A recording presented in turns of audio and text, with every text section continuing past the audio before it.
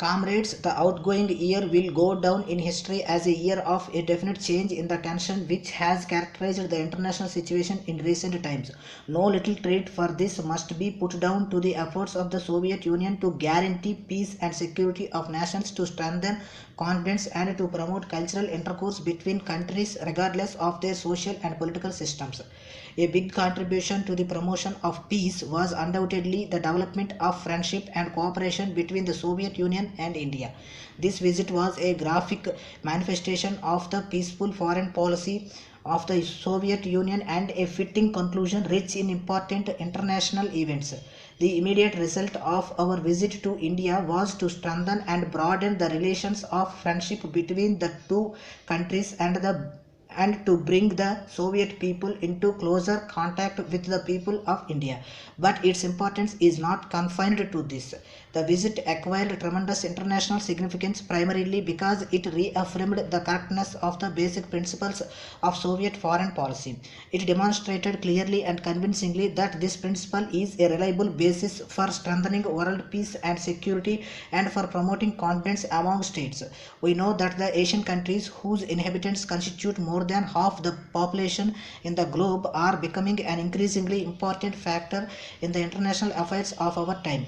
For centuries, the people of many Asian countries had been, and some of them still are, victims of harsh colonial oppression. Seeking to justify their policy and their domination over the Asian peoples, the colonialists sought and still seek to portray them as backward peoples culturally and socially. But it should not be forgotten that historically the development of the Asian peoples began long before the people of Europe entered the arena of history. In recent centuries, social and political development in Asia was retarded and lagged behind. This was the fault not of the Asian people but of the colonialists, who established a system of administration based on violence, robbery, and inhuman exploitation of the people. This system is a source of fabulous wealth for the colonialists, but for the oppressed peoples of Asia and Africa, it spells poverty and dire suffering. This situation prevailed for a long time, but it could not last forever. To all who had the slightest acquaintance with the laws of social development, it was clear that a national liberation movement was bound to develop in the Asian countries and would acquire ever greater dimensions. The Asian peoples began to awaken and strengthen their backs.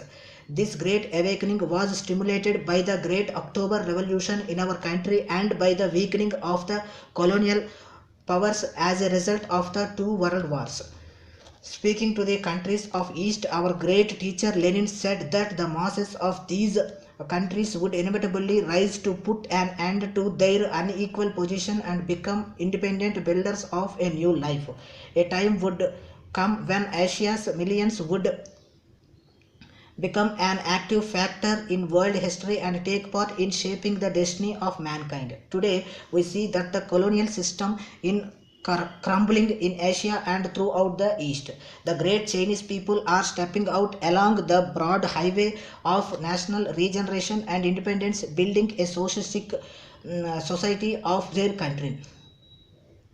The historic victory of the Chinese people has tremendously influenced the whole situation in Asia and the East generally. It has given a new impetus to the national liberation movement of the colonial and dependent peoples. The colonial yoke has been thrown off by the people of the great land of India.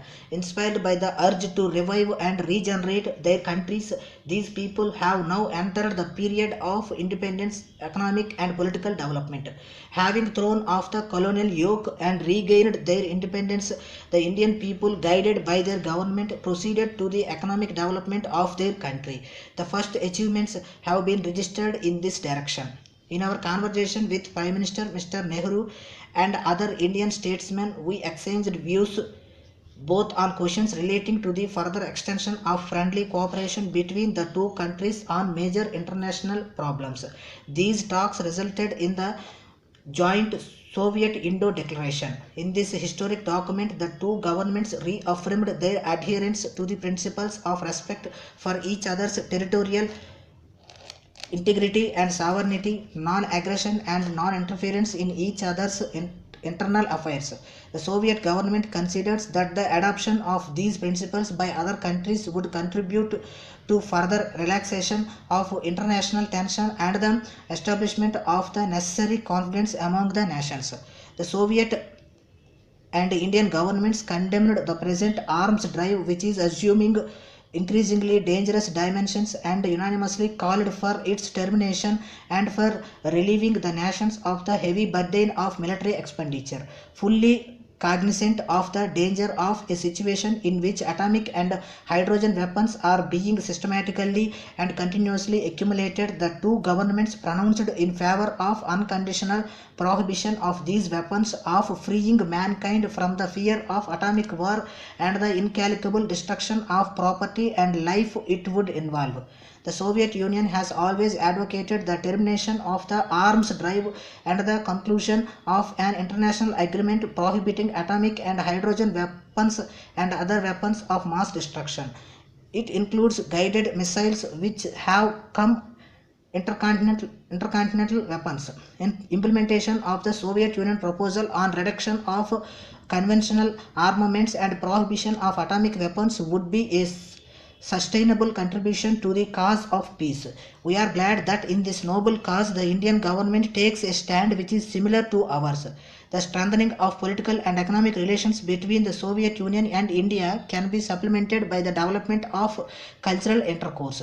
We had the opportunity to convince ourselves of the tremendous creative ability of the Indian people. They have produced world-famed memorials of material and spiritual culture, inimitable specimens of natural architecture, and a distinctive and remarkable school, scenic art, dancing and music which preserves and carries forward the traditions of folk art. A strong desire for close cultural contact with the Soviet Union is to be observed in India. We welcome this desire, being convinced that such contact will be useful to both parties.